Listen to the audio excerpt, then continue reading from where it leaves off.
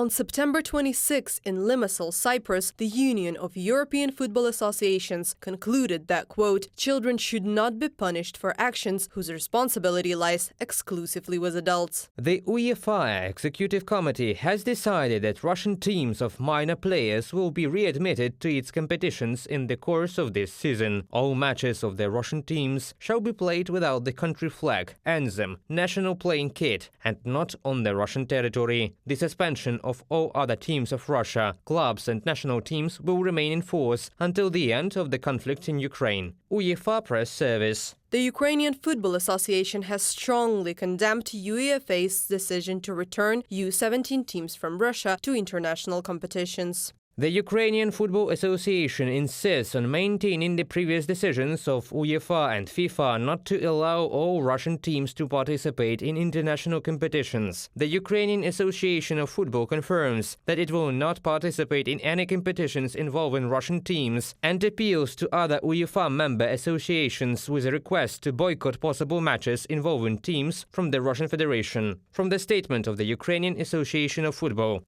In February 2022, following the start of Russia's full-scale invasion of Ukraine, FIFA and UEFA decided to ban Russian teams from participating in the competitions. In particular, the Russian men's national team's match against Poland was cancelled in the semi-final of the World Cup playoffs. And since then, no Russian team has participated in the competition. However, in September, UEFA President Alexander Cheferin concluded that by banning Russian boys from competing, UEFA was not supporting their fundamental right to all-round development.